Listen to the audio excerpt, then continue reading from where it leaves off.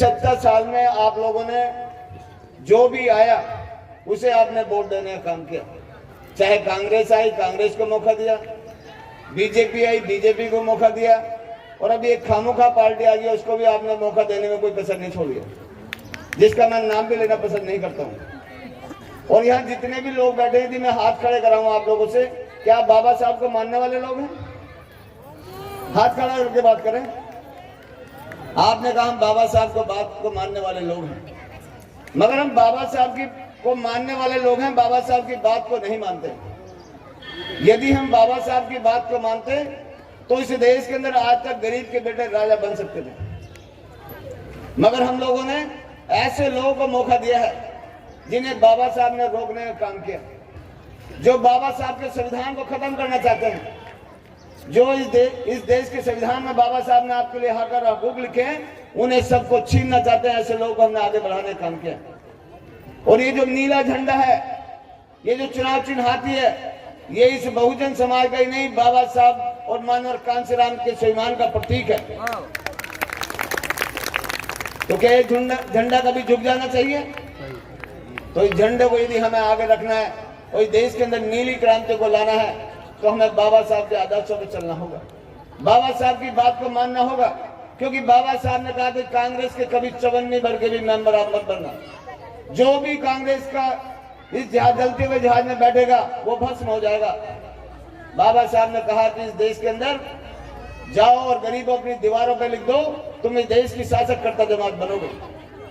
मगर साथ हमने बाबा साहब की बात को इतना माना कि जिस कांग्रेस के चवन्नी भर के मेंबर बनने के लिए भी बाबा साहब ने हमें मना किया था, हमने 50 साल से ज्यादा उसका राजपाट चलाया। और उन लोगों ने 4 से 5 ही बात आप लोगों से नहीं की। गरीबी दूर करेंगे, बेरोजगारी दूर करेंगे, महंगाई दूर करेंगे, भ्रष्टाचार दूर करेंगे। कि चारों में से कोई चीज कम हुई? न कम हुई है, न कभी कम होगी, और आगे बढ़ती रहेगी। तो साथियों, उन लोगों ने सिर्फ आपको मूर्ख बनाने का और आपको झूठा वादा देने के अलावा कोई दूसरी बात नहीं की। उन्हीं के चाचा भतीजे जो उनके साथ लगे हुए थे, उन्होंने कहा कांग्रेस ने यदि इतने 50 साल से ज्यादा राजपाट कर लिया, झूठ बोल के राज कर लिया, तो फिर हम भी बढ़िया झूठ बोल देते हैं। यदि झूठ बोलने से काम हो रहा है, तो ये लोग, यहाँ की जनता झूठ में ज्यादा विश्वास करती है, सच को पकड़ना नहीं चाहते। तो उन्होंने साथियों तुरंत उन्होंने बड़ा झूठ बोला। वो आया निकल कर बाहर कि भाइयों बहनों, इनको आपने 7 साल का मौका दिया, मुझे 60 महीने का मौका दे देना। कहा था या नहीं कहा था? 60 महीने का आपने मौका मिला, मांगा उसने, और आपने उसको दिया।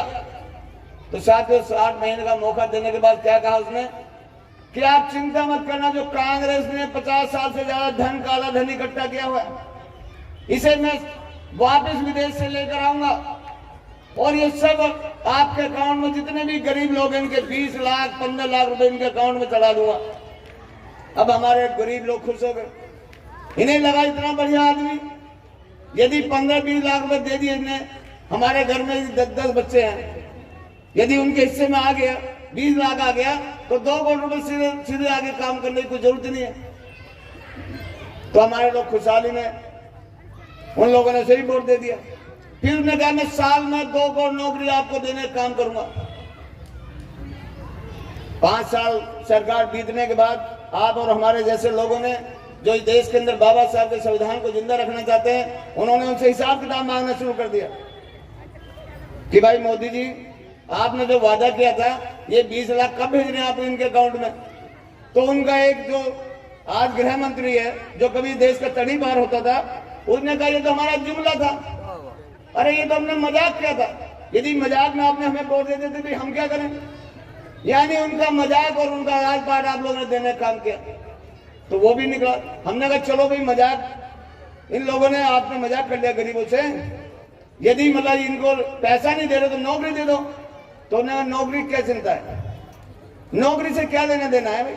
आपने जो डॉक्टर इंजीनियर बनाए हैं, इन्हें आप ये पकौड़े तलेंगे देश के अंदर, ये रोड पर पटरी लगाएंगे, मेरी नेता को ये मंजूर नहीं है, ना मुझे मंजूर है, आपको मंजूर है।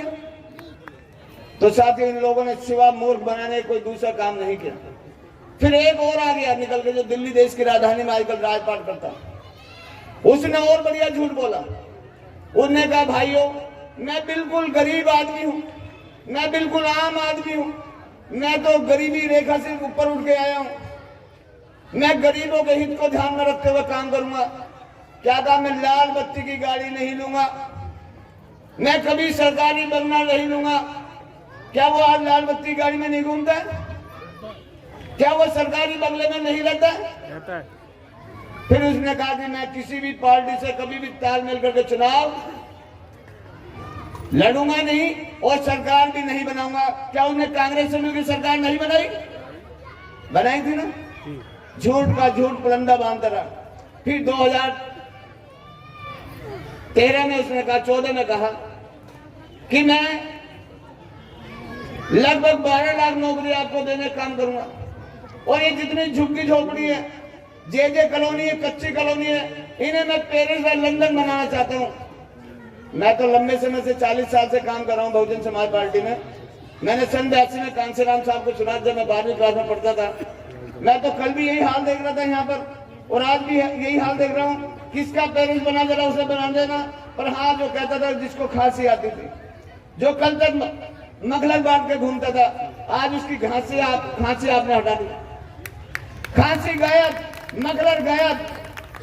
ये काम आपने जरूर कर दिया। उसका मुख्यमंत्री बनते ही उसने ये काम कर दिया। उसने कहा मैं 500 नए स्कूल बनाऊंगा। 500 नए स्कूल बनाने का वादा किया। क्या 500 स्कूल उसने बनाए? मैं कल ही एक मीडिया विजिलेंस की रिपोर्ट आ गई है कि इन्होंने यहाँ स्कूल जितने के कमरे बनाने का काम किया उसमें घोटाला कर दिया है। तो उसकी रिपोर्ट जल्दी आपके सामने आ जाएगी। उसने 500 स्कूल तो नहीं बनाए, मगर तुम्हारी गलियों के अंदर उन्हें एक गली के अंदर एक ठेका जरूर खुलवा दिया। खुलवाया नहीं खुलवाया? ये आपको खुलवा दिया। आप पियो दारू, स्कूल में जाओगे तो भाई कुछ सुधर जाएंगे बच्चे। और यदि ये गरीब लोग शाम को दारू पिए तो भाई इनका जो थोड़ा मोड़ा वो भी खत्म हो जाए। तो ये भी उन्होंने अपना काम कर दिया। फिर उन्हें 2015 में कहा मैं भाई दिल्ली वालों इस जमुना को बिल्कुल साफ करा दूंगा और मैं भी डुबकी लगाऊंगा और मैं आपको भी लगवाऊंगा। मैं उसे मंच से उसको निमंत्रण दे रहा हूं कि आए, वो जमुना में डुबकी लगाए, उसके बाद मैं भी लगाना चाहता हूं। क्या जमुना साफ होगी? ना हुई है, ना होगी। और अब क्या बोलता है कि मैं दिल्ली के 3 पहाड़ हटाने का काम करूंगा। ये 3 पहाड़ खड़े इनको मैं हटाने का काम करूंगा। भाई बाद में हटवा लेना। ये जो गंदगी है, क्या आपके घरों से गंदगी निकलना बंद हो जाएगा? क्या कूड़ा निकलना बंद हो जाएगा दिल्ली से? भाई इसे लेकर कहां जाएगा? क्या इसे गाजियाबाद से आता गाजियाबाद लेके जाएगा? तो साथियों सिर्फ मूर्ख बनाने में लगे हैं। और यदि गरीबों की सरकार आपको देखनी है तो साथियों उत्तर प्रदेश में जब आपकी नेता ये नीला झंडा उत्तर प्रदेश में लहराया तो साथियों आप उसका अंदाजा लगा सकते हैं कि गरीबों की सरकार कैसे चलती है। आपकी नेता ने जब आपकी सरकार को मौका मिला तो एक दिन के अंदर 1,08,848 वाल्मीकि समाज के बेटों को इस देश के अंदर किसी ने एक दिन में नौकरी लगाई तो आपकी नेता बहन कुमारी माइत्री लगाने का काम किया। 1,08,848 नौकरी एक दिन में वाल्मीकि समाज के बेटों की लगाई। लाखों मास्टरों की भर्ती की, हजारों तो दिल्ली के भी लग गए। लाखों मास्टरों की भर्ती की सरकार यूपी के लोगों ने बनाया, मास्टर यहाँ के भी लग गए। तो साथियों वो लाखों मास्टरों की भर्ती की, लाखों मतलब वहां पर पुलिस की भर्ती की। जितना बैकलॉग उत्तर प्रदेश के अंदर सारा भरने का काम किया, इसे कहते हैं गरीबों की सरकार। यदि गरीबों की इन्हें चिंता होती तो ये गरीबों के हित को ध्यान में रखते हुए काम करते। जब उन्होंने कहा मैं 12 लाख, अभी जो खामोखा आदमी काम कर रहा है कि 12 लाख नौकरी दूंगा, तो 12 लाख नौकरी तो नहीं दी, हमने भी आरटीआई लगवा दी कि पता करो भाई कितनी नौकरी दी है। 7 साल के शासनकाल में उसने मात्र 3,264 नौकरी देने का काम किया। कितनी? 3,264 नौकरी आज तक दी है। तो आप अंदाजा लगा लें कि इनका झूठ या आपकी नेता का मतलब जो उन्होंने कोई वादा नहीं किया था, कोई मैनिफेस्टो जारी नहीं किया था, मगर जब गरीबों ने सरकार बनाई तो गरीबों के लिए उन्होंने काम करके दिखाया। जो पढ़े लिखे लोग थे उन्हें नौकरी मिल गई, मगर उसके बाद बहन कुमारी मैत्री में जो पढ़े लिखे लोगों ने नौकरी मैंने दे दी। अब जो कम पढ़े लिखे लोग हैं इनका भी मुझे इंतजाम करना चाहिए। तो हमारी पार्टी का नारा कि जो जमीन सरकारी है वो जमीन हमारी है। इस देश में जितनी भी खाली जमीन पड़ी है ये किसके अंदर में आती है? ये सरकारों के अंदर में आती है, चाहे केंद्र की सरकार हो चाहे राज्य की सरकार हो, ये इसके अंदर आधी होती है। और हमारी पार्टी का एक नारा और था कि जहां झोपड़ा वहीं मकान, ये है बीएसपी का पैगाम। तो साथियों आप जाकर पता करें, ये नंदग्राम आपसे बिल्कुल सटा हुआ है। यहाँ पर डाबर चौक पर पहले झुग्गी झोपड़ी पड़ी हुई थी। डाबर चौक की झुग्गी को तब हटाया जब गाजियाबाद में नंदग्राम बसा दिया। सीधे वहां से उठाकर डाबर चौक के सामने की झुग्गी को कहां ले जाकर बसाया? नंदग्राम के अंदर बसाने काम किया। इसे कहते हैं गरीबों की सरकार। तो साथियों वहां पर, और उसके बाद हमारी नेता ने कि भाई यहाँ पर कोई मंदिर खोलने के लिए जमीन बनाने के लिए जमीन दे रहा है, कोई स्कूल खोलने के लिए दे रहा है, कोई पेट्रोल पंप खोलने के लिए दे रहा है। तो हमारी नेता ने कभी इन अमीरों को सबने बांट दिया। मैं गरीबों ने यदि सरकार बनाई तो गरीबों को जमीन बांटने का काम करूंगी। तो उत्तर प्रदेश के अंदर बहन कुमारी महर्षि जी ने 7-6 बीघे गरीब लोगों को जमीन देने का काम किया। इसे कहते हैं गरीबों की सरकार। उसके बाद बहन कुमारी महर्षि ने डीएम को गांव-गांव भेजा और कहा कि जाओ देखो कौन से गांव में ऐसे लोग हैं जिनके पास रहने के लिए मकान नहीं है। तो साथ ही जब नौकरी लगी तो उसमें ब्राह्मण समाज के बेटे की भी नौकरी लगी, उसमें क्षत्रिय के बेटे की भी नौकरी लगी, उसमें वैश्य के बेटे की भी नौकरी लगी, उसमें मुस्लिम समाज के बेटे की भी नौकरी लगी, उसमें ओबीसी के बेटे की भी नौकरी लगी, और सरकार से तो लगनी ही लगनी थी। तो साथियों उसके अंदर कोई बहन जी ने कोई भी वहां पर इस तरह का भेदभाव नहीं रखा कि भाई किसी को वहां उस सरकार से सम्मान ना मिले। इसी तरह साथियों जमीन के अंदर भी जब डीएम गांव-गांव गया तो यदि ब्राह्मण समाज का बेटा मिला और वो गरीब उसके बाद रहने गए, उसका भी नाम लिखा गया। क्षत्रिय समाज के बेटे का भी नाम लिखा गया, वैश्य समाज के बेटे का भी नाम लिखा गया, मुस्लिम के बेटे का भी नाम लिखा गया, और सूरदास के बेटे का भी नाम लिखा गया। लगभग 22 लाख लोगों को बहन कुमारी महर्षि जी ने 150 गज का प्लॉट देने का काम किया। कितना?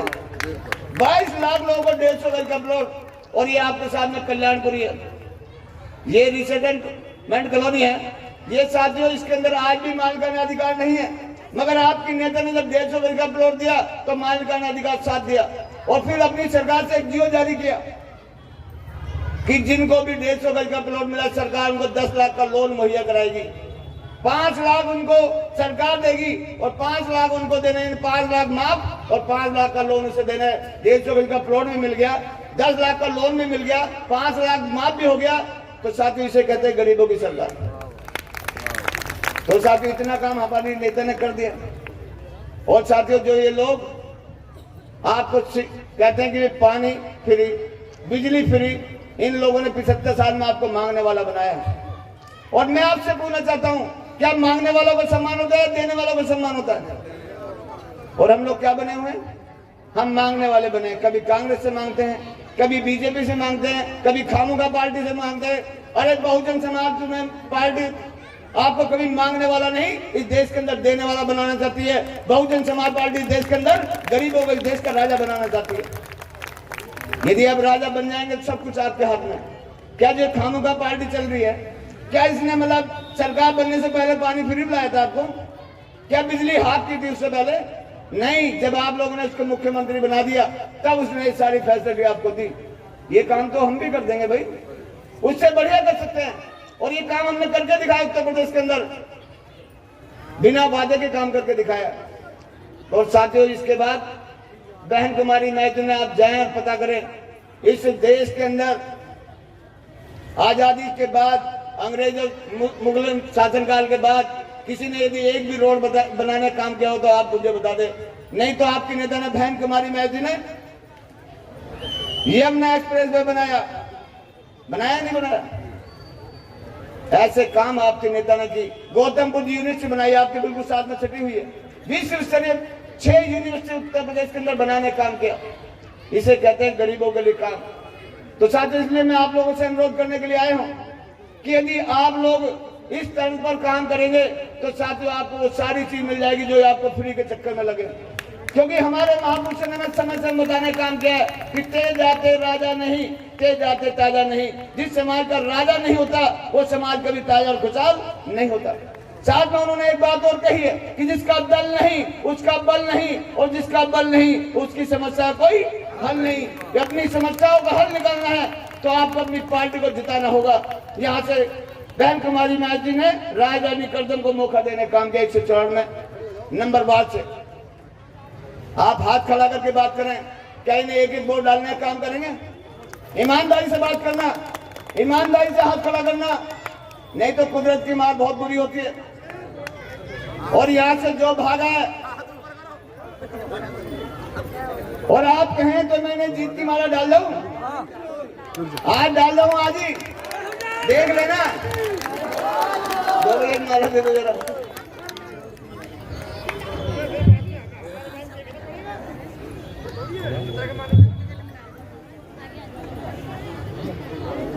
ये आपकी जीत की माला है। अभी मना कर देना यदि मैं वोट ना दो तो हाथ खड़ा करके बात करें ईमानदारी से। इन्हें जिताकर भेजना है। ये आपकी वार्ड की प्रत्याशी है और इनको एक एक वोट चुनाव चिन्ह हाथी पे आप डाल देना, निश्चित रूप से जीत के जाएंगे। कोई माइका लाल इन्हें हरा नहीं पाएगा, मैं गारंटी के साथ बात कर रहा हूं। और मैं आपसे ये वादा लेके जा रहा हूं, आपने वादा किया है, ये हमारे 3 प्रत्याशी है, इन तीनों को आपको जिताकर भेजना है। लाओ रामदेव जी। और ये कल्याणपुरी वार्ड के हमारे प्रत्याशी हैं। ये तीनों प्रत्याशी आपके सामने खड़े हैं। आप एक एक वोट चुनाव चिन्ह हाथे पे 4 तारीख को डाल देना।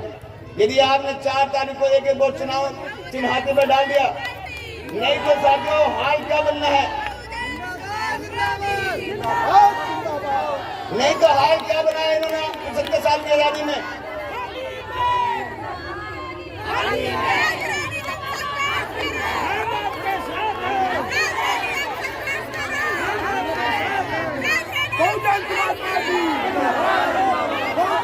आपका जोश, आपके नारे, आपकी संख्या, ये आपके झंडे ये साबित करते हैं कि साथियों तीनों प्रत्याशी को आप जिताने के भेजने काम करेंगे। और यदि आप लोगों ने कोई चूक की तो साथियों हार का होने वाला ये भी सुन लो। 3 घोड़े दिल्ली के अंदर दौड़ रहे हैं, 3 घोड़े, एक बीजेपी का घोड़ा है, एक मतलब खामखा पार्टी का घोड़ा है, एक कांग्रेस का घोड़ा है। और साथियों आप तीनों में सवारी करना चाहते हैं हमारे समाज के लोग, मगर वो लोग जानते हैं भाई किनको अपनी पीठ पे बैठाना, किनको नहीं बैठाना। वो आपको पीठ पे तो नहीं बैठाते, मगर जब आप कोशिश करते हो तो तुम्हारे हाथ में उसकी पूंछ आ जाती है। और यदि किसी के हाथ में घोड़े की पूंछ आ जाए फिर क्या हाल बनेगा? तो वो लात मारेगा, और लात मारेगा तो फिर उसके देना कभी कपड़े फटेंगे, कभी उसके दांत टूटेंगे, कभी उसके खून निकलेगा। और ये जैसे लोग ये खड़े होकर फिर बोलेंगे भाई इस घोड़े की पूंछ छोड़ दे, पूंछ छोड़ दे, पूंछ छोड़ दे। और तब छोड़ता है जब बिल्कुल लहूलुहान होकर गिर जाता है। ये जितने भी पार्टी छोड़ के गए इनका मुंह लहूलुहान कर दिया उसने। आप जाकर उनकी हालत देख लेना। तो साथी उनके दांत टूट चुके हैं, उनके हाथ टूट चुके हैं, उनकी टांग टूट चुकी है, मगर ये लोग फिर भी जाते हैं कि भाई देखो जरा इस समाज के आदमी पानी का छींटा उल्टा लगाओ। तो साथियों ये फिर उनको खड़ा करने की कोशिश करते हैं। और जब खड़े होकर पूछते हैं बता भाई तूने इतनी देर से हम शोर मचा रहे थे, आजादी के 75 साल हो गए, तुम बाबा साहब की बात को नहीं मान रहे हो, तुम इनकी पूछ क्यों पकड़ रहे हो? देखो तुम्हारे दांत तोड़ दिए, तुम्हारे हाथ तोड़ दिए, तुम्हारे कपड़े फाड़ दिए, तुम लहूलुहान हुए पड़े हो, तुमने इनकी पूछ क्यों नहीं छोड़ी? बोले साहब आप मेरे दांत देख रहे हो, मेरा खून देख रहे हो, मेरे फटे हुए कपड़े देख रहे हो, मेरी पकड़ देखो, पकड़ कितनी मजबूत है। तो साथियों यदि आपने इनकी पूछ नहीं छोड़ी तो ये तुम्हारा बहुत बुरा हाल कर देंगे। और आने वाले दिनों में इन लोगों ने कह दिया इस देश को हम हिंदू राष्ट्र बनाएंगे। यदि उन लोगों ने हिंदू राष्ट्र बना दिया तो सबसे पहले आपका वोट का अधिकार छीना जाएगा, क्योंकि सबसे बड़ा उनके लिए। आपने कभी सोचा कि हम बाबा साहब को मानने वाले लोग हैं? कोई दिन ऐसा नहीं जब बाबा साहब की उंगली न तोड़ते हो लोग, बाबा साहब का हाथ नहीं तोड़ते हो, बाबा साहब का सर न तोड़ते हो, बाबा साहब की मूर्ति न उठा कर ले जाते हो। आखिर बाबा साहब की उंगली क्यों तोड़ रहे भाई? कभी आपने सुना गांधी को चश्मा लेके भाग गया हो? अरे वो बुढ़ा आदमी खड़ा है, कोई लठिया लेके भागा उसकी? कोई नहीं भागता।